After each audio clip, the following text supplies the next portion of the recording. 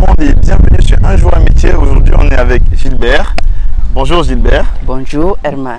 Bienvenue sur Un jour un métier. Merci, merci. Donc aujourd'hui Gilbert va un peu nous parler de son parcours qui est très atypique, qui est très loin des parcours qu'on a souvent sur la chaîne. Donc je vous invite à être vraiment attentif.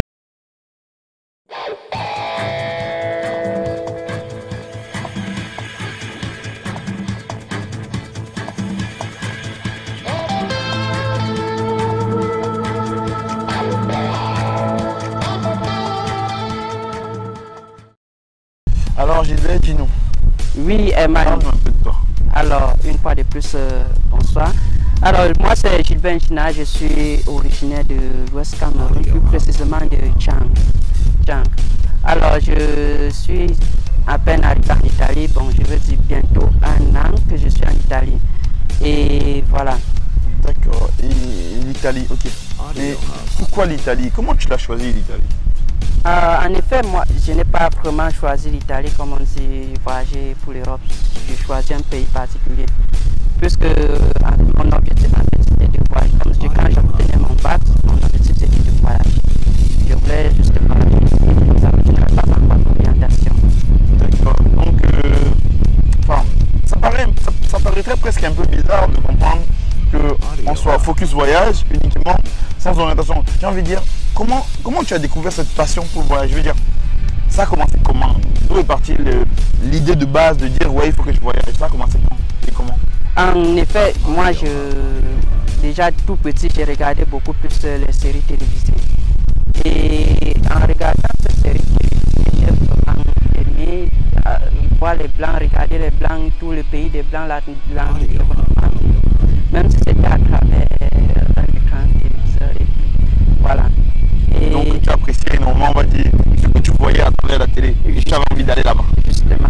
D'accord, ok, je vois. Et en fait, mon objectif, en fait, je viens être stimulé, plus précisément en classe de 6e, quand je rencontre un ami qui est avec un appareil photo qui venait de l'Europe en fait. Et puis il m'a dit que non, c'est son frère qui lui a ramené ça quand il rentre au pays. Et voilà, j'étais tellement stimulé, j'ai apprécié, j'ai regardé ça, je voulais vivre la chose. La source. J'ai compris que oui, en fait, ce que je vois souvent à la télé, il y a déjà les gens qui sont là-bas en train de vivre. C'est quelque chose de réel. C'est où je commence vraiment à aimer, l'idée commence à mûrir au fur et à mesure que j'évolue à l'école et tout. Et quand j'ai commencé à parler de mon rêve, quand je faisais première, déjà la classe de première, je parlais de mon rêve à ma maman. Chaque fois je discutais à la main, avec la maman, je disais oui, voilà, tout mon rêve c'est de, après mon bac sortir. Ma maman me disait, puisque je n'avais personne en Europe, il me disait comment ça sera possible. Mais il m'écoutait quand même. Mais justement, excuse-moi de rebondir un peu avant. Oui. On est en 6e, on a 11 ans, on a 12 ans. Tu as 11 ans, tu avais déjà, au travail, un objet que tu as vu et qui ressemble à quelque chose que tu as vu à la télé, tu avais déjà cette volonté de voyager et tu l'as traîné avec toi jusqu'en classe de première terminale. Exact, je mûrissais l'idée. En fait, quand je me rappelle, j'étais encore en classe de 6e, j'avais peut-être 11 ans, oui. Je me rappelle bien, mais je continuais au fur et à mesure à regarder les séries télévisées. Donc, à la maison, même mon papa, le père se moquait souvent de moi. Il disait, mais c'est déjà des garçons qui regardent des séries télévisées comme ça. Mais tout simplement parce que j'avais un objectif derrière ces séries télévisées. En effet, parfois même, je ne regardais pas parce que je regardais tout simplement le comportement des Blancs, je regardais l'atmosphère de l'Europe et tout. Mais par contre, je ne sais pas, pour la plupart des gens, entre guillemets, en tout cas de nos jours, on a plus un avis, entre guillemets, négatif sur les télénovelas. Donc toi, tu as réussi en fait à extraire quelque chose qui te motive derrière les télénovelas, alors que la plupart des gens trouvent que les télénovelas sont, entre guillemets, faites finalement pour donner un autre type de message. Or, toi, ce n'était pas pour ça? Non, moi, ce n'était pas pour ça. Comme je te l'ai dit, j'étais déjà calé sur quelque chose. Ce qui fait que chaque fois que je regardais une série, je partais d'une série à une autre. Et j'observais un peu comment, beaucoup plus même parfois, je regardais la série, je faisais attention sur les choses comme la disposition des meubles dans les maisons des Blancs, Je faisais attention sur les choses comme les parcs, je faisais attention quand je regardais les blancs jouer avec les animaux, ça me plaisait. Donc, au plus, en fait, la vie en général. Justement, c'est plutôt l'environnement qui me plaisait dans leur série là. Donc, parfois, c'est vrai, je tirais aussi un peu de petites leçons, mais je ne partais pas trop en profondeur dans les leçons. D'accord, je vois un peu. Donc, vraiment, c'était pour voir comment est dessiné l'écosystème occidental, entre guillemets. Oui. D'accord. Et du coup, alors, une fois que tu as compris ça, toi, dans tout ça, qu'est-ce qui te passionnait réellement? Je veux dire, par exemple, moi, quand je suis venu en Europe, je me disais, tiens, je vais aller faire ingénieur mécanique. Oui. Toi, qu'est-ce qui te passionnait? Je veux dire, quel est le lien entre ta passion et le voyage, par exemple? Alors, ma passion, déjà, ce qui me passionnait en ce qui concerne le projet de voyage, c'était mes études. Je voulais faire l'université en Europe. Oui, ça, c'était une passion pour moi. Et je rêvais beaucoup plus que ma maman était... elle faisait dans le domaine sanitaire. Je rêvais beaucoup plus faire les écoles de médecine en Europe à l'époque. Je rêvais tellement.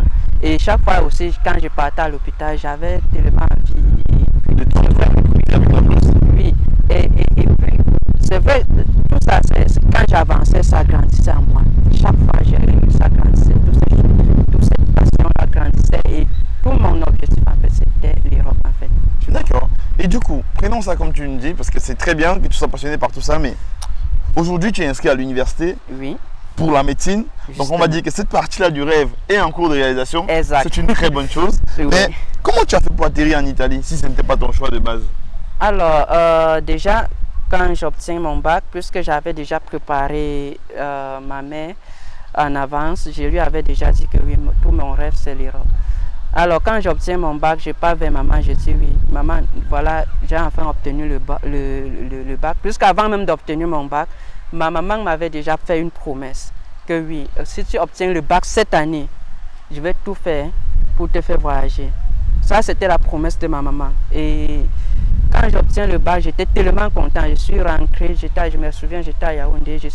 J'ai quitté Yaoundé, je suis allé à l'ouest rencontrer la mère. On a discuté, j'ai dit, ok, comme je t'avais promis, je vais donc, je vais rencontrer une de mes camarades qui est à Tchang et on va rencontrer cette maman ensemble et puis elle va nous orienter puisqu'elle a un fils en Europe.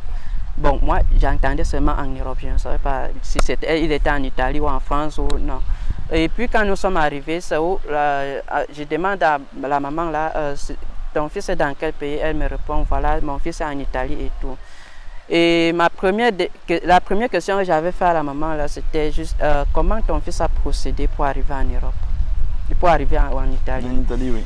Alors, c'est où ma maman cause, la maman nous oriente et nous dit, ok, pour aller en Italie, mon fils a passé par les cours de langue et puis il a fait l'interview et puis voilà. C'est où il nous oriente dans un centre linguistique dans la ville de Tchang. Alors, je suis allée là-bas avec ma maman, accompagnée de cette maman, de la camarade à ma maman.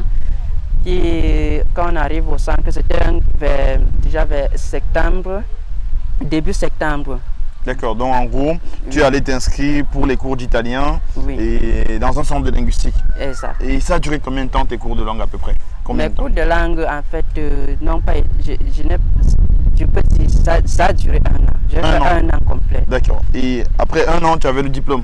Après un an, j'avais mon diplôme. Et après le diplôme, normalement, qu'est-ce qu'on fait? Généralement, après le diplôme, on fait un examen d'interview, un entretien, pardon, d'interview à l'ambassade de l'Italie au Cameroun. Alors après mon examen de langue, je suis allé juste m'inscrire pour les cours de préparation. C'était déjà 2017. C'était en 2017. D'accord, un an après ton bac, tu avais le diplôme de langue et maintenant tu es allé préparer ton entretien pour l'ambassade. Exact. D'accord, et l'entretien à l'ambassade, qu'est-ce qu'il fait? Je veux dire, quand tu passes l'entretien à l'ambassade, c'est pour voyager. Exact. Tu as passé l'entretien? Non, malheureusement. Là, tu as été à l'entretien? Oui. Ça s'est bien passé ou pas? C'était... Moi, j'avais bien discuté avec... Tu as bien défendu ton projet? Justement, j'avais bien défendu mon projet. Mais malheureusement, ça s'est mal passé. Mais est-ce que tu ne penses pas par hasard que... parce que je risque d'être un peu taquin. Oui. Mais... à écouter ton projet, on dirait, en effectivement, tu avais envie de voyager, tu avais toute la volonté du monde. Exact. Mais à côté, peut-être que tu n'avais pas assez de connaissances finalement de l'Europe. Peut-être que tu n'étais pas assez, on va dire, assez occidentalisé dans ta manière de faire des recherches, de t'ouvrir au monde. Et ça a peut-être contribué à ce que que l'entretien ne te soit pas favorable finalement. Non, en effet, ce n'était pas ça. S'il fallait déjà, comme je le dis, concernant la culture européenne, je m'étais suffisamment préparé pour ça. D'accord. Les recherches que j'avais fait. Moi, jusqu'à présent, j'avais fait des recherches pour ça. Donc, vraiment, tu n'as pas eu de chance. Le problème, c'était que, en fait, à l'époque, le moment là, on venait de changer l'ambassadeur de l'Italie au Cameroun et puis toutes les modalités d'examen, tout était complètement changé. Oui. Donc tu t'es retrouvé dans la mauvaise fourchette. Exact. D'accord. Puisque je n'étais même pas le seul, nous étions si nombreux à échouer le colloque l'année là. D'accord. Voilà. Et du coup, tu as fait quoi? J'étais tellement motivé à voyager, je ne voulais plus attendre. Oui, le temps passait, c'était mon objectif. En fait, mon objectif était qu'en 2018, je sois à l'extérieur. Alors, hors de l'Afrique. Hors de l'Afrique, bien sûr. D'accord. Et du coup? Je me suis rappelé que oui, en effet, quand j'avais même ce projet, l'initiative c'était de voyager pour aller en Europe. Ce qui fait que pas l'Italie pure. C'était pas l'Italie. Et déjà, l'avantage que j'ai, c'est d'avoir un diplôme de langue italienne dans les poches, ce qui fait ça peut toujours me servir dans un autre pays. En cas de besoin? Oui, en cas de besoin. Alors, c'est dans les commentaires entre amis, comme on dit souvent, c'est bien de couper les amis. De discuter. De discuter avec des amis et tout. C'est un ami qui me dit que voilà, j'ai un ami en Russie qui est parti, ça fait 1 an. Il est en Russie déjà, et puis voilà. Si tu veux, on peut un peu se renseigner sur comment il a fait pour arriver en Russie. Alors, sans perdre le temps, puisque je voulais tellement voyager. Tu voulais vite faire, tu voulais faire très vite pour le sujet. Tu as pris le contact et tu t'es mis avec et tout. Et tu as voyagé combien de temps après?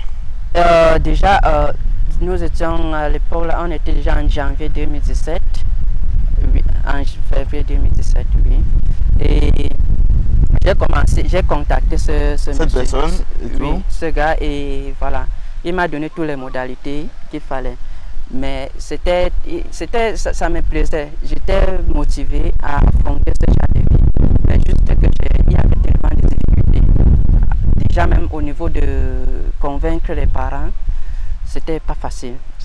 C'était la plus grande difficulté que j'ai rencontrée. D'accord. Est-ce que c'était parce que les parents ne croyaient pas au projet ou c'était par rapport aux stéréotypes que l'on peut avoir de la Russie au Cameroun? C'était déjà au niveau de l'image de la Russie. Puisque bon papa, c'est un papa qui a fait l'école et aussi intellectuel. Donc du coup, on a au niveau de l'image de la Russie, lui il n'avait pas bonne image.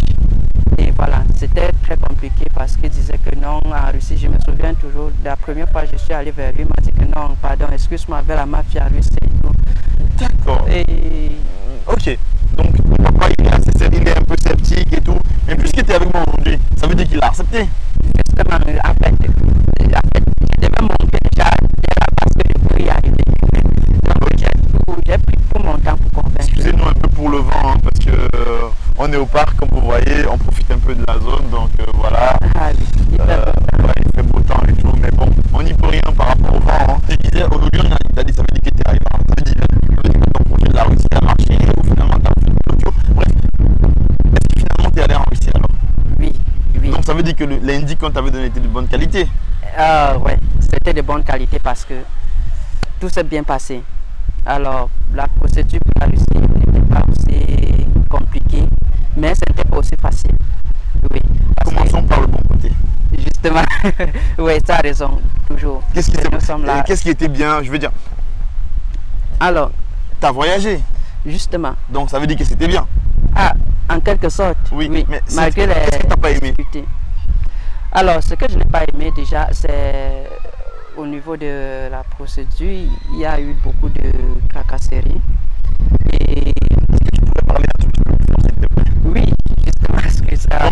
En fait, je disais ceci, déjà ce que je n'ai pas aimé, c'est au niveau de la procédure, qui a été beaucoup plus coûteux et avec des tracasseries. À un moment donné, j'ai même pensé que ce n'était plus possible, que je me suis peut-être fait arnaquer.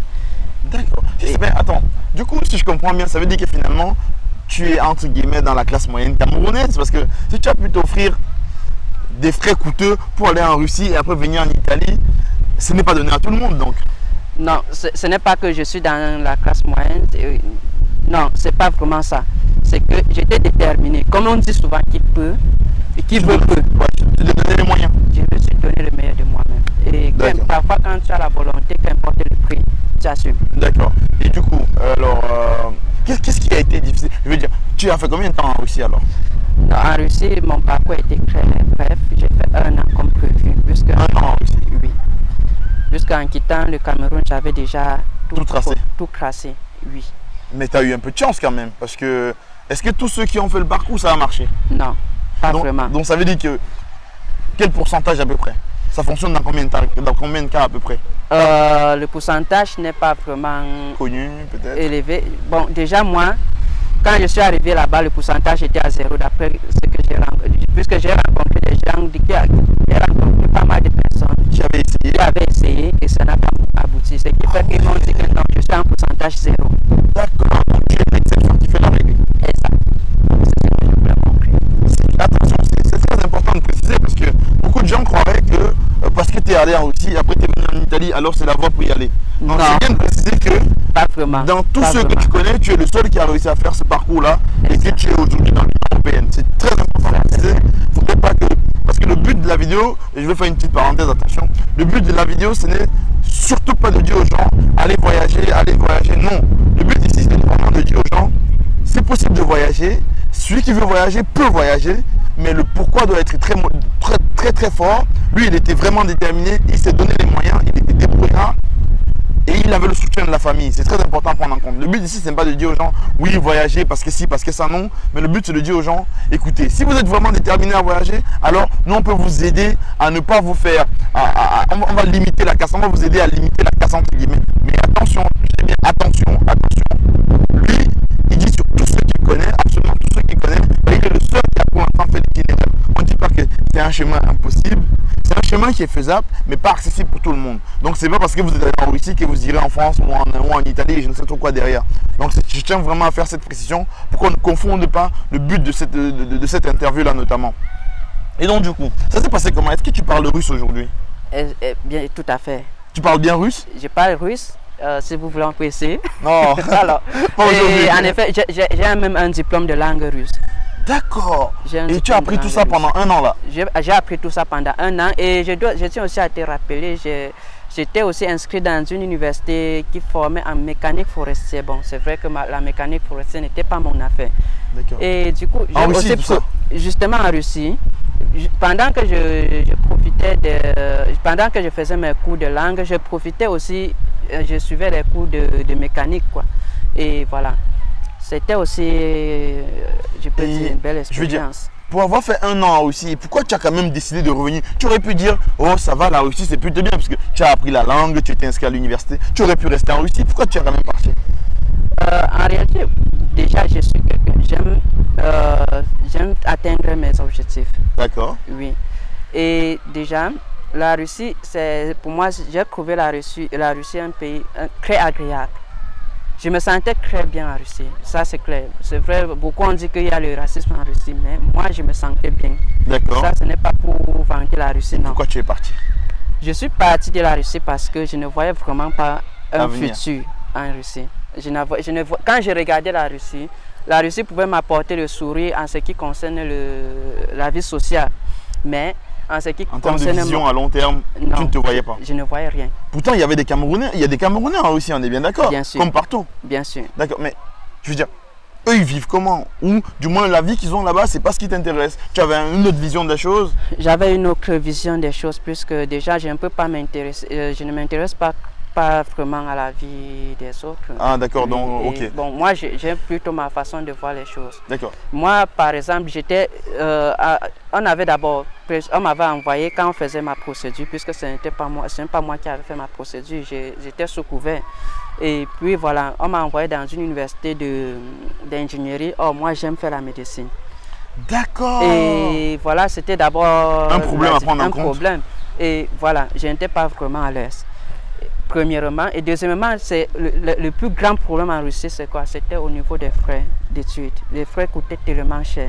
Et voilà, je ne pouvais pas supporter ce frère. Absolument, ça commence à devenir intéressant. Raison pour laquelle moi, je me suis dit non, pourquoi ne pas continuer avec mon rêve, bien que les gens étaient très sympas, je veux dire la population. Oui, bien que la vie soit entre guillemets sociale, oui. Mais toi de ton côté, tu commençais à voir les difficultés et à mesurer sur le long terme. C'est sûr que un parcours médecine, c'est 7 ans, et si tu l'as fait 7 ans en payant, quoi on dit quoi, des roubles? Attends, je veux dire 200 000 roubles. 200 000 euros, c'est pratiquement 2 millions de francs CFA. Ah, donc on est sur 3 000 euros à l'année. Voilà. Et est-ce que tu avais du travail? Bon, c'est vrai, en fin de compte, j'ai eu un travail, mais c'était un travail, pas vraiment un travail en termes. Juste pour manger, en fait. En plus, sachant que quand tu es étudiant et que tu travailles, on connaît les difficultés qui s'accumulent. Et sur 7 ans. Je tiens aussi à rappeler même que l'année passée, les étudiants n'avaient pas le droit à travailler en Russie. Alors là, c'est la totale, quoi. C'est la raison pour laquelle je ne me voyais aucun futur point. Puisque moi, quand j'ai rêvé mon Europe, c'était aller travailler en fréquentant, faire des petits jobs comme tout le monde, entre guillemets. Et c'était ça le rêve de mon Europe. D'accord, et ça n'a pas marché. Et du coup, aujourd'hui, on est à Florence, on est en Italie, donc ton projet a marché. Tu es inscrit en faculté de médecine. Ça, c'est clair. Mais c'est la totale, quoi. C'est tout ce qu'il fallait. Je m'attendais à être à ce niveau. Donc, je suis d'abord très content de moi. D'avoir fait l'itinéraire jusqu'à arriver. Oui. Mais est-ce que tu conseillerais quand même l'itinéraire à quelqu'un? Pour moi, ce n'est pas. Je conseillerais à une personne, mais que la personne ait un suivi. Je conseillerais mon itinéraire à une personne qui est dans les mêmes conditions. Je veux dire, c'est quelqu'un qui a la même détermination, la même motivation. Exact. Qui a la même détermination. Il faut savoir que la personne a vraiment déterminé objectif. Parce que la Russie, en fait, la Russie a vraiment des réalités très différentes et très dures. Très différentes de ce que je vois ici en Italie. Déjà, même au niveau de la communauté, il n'y a pas vraiment une communauté en Russie comme ici en Italie. Tu arrives des frères d'accueil comme si tu étais chez toi. C'est un problème. En Russie, c'est comme si un lion abandonné. C'est comme tu es abandonné dans la jungle, tu es dans une jungle, tu dois te battre, tu dois être lion pour pouvoir exister. Limite, il faut éliminer les autres pour exister, entre guillemets. Voilà. D'accord, je comprends. Alors, c'est un peu ça, c'est pas que, mais c'est quelque chose de positif. Et déjà, moi, la plus grande difficulté que j'ai eue en Russie pendant ma procédure, c'est que je devais avoir toutes les informations de moi-même, vu qu'on m'avait déjà dit que c'est un truc qui n'est pas possible. Oui, exactement. Donc, tu as fait l'impossible, quoi. Bon, en quelque sorte, moi, je ne sais pas si c'est ça, mais oui, nous passer en Italie pour quelque chose qu'on nous a dit que non, c'était même pas possible. D'accord, franchement, tu as un parcours exceptionnel. J'espère qu'on pourra reparler de ça peut-être dans 3-4 ans quand tu auras déjà fini au moins ton premier cycle en médecine. Et pour que tu essayes d'avoir un autre retour finalement sur tout ton parcours. Donc franchement, merci d'avoir pu dégager de ton temps, d'avoir créé de la disponibilité pour pouvoir partager avec nous ton parcours. Merci encore Gilbert. Le plaisir est partagé, Emma. Merci. Je me sens aussi je suis fier de parler de mon parcours et de dire ce il est vraiment atypique, donc c'est vraiment un plaisir de pouvoir échanger à cela. Merci. J'espère que vous avez regardé jusqu'à la fin et surtout merci pour cela. C'était Herman, on est sur Un Joueur Métier et surtout à bientôt. Ciao, ciao. Ciao.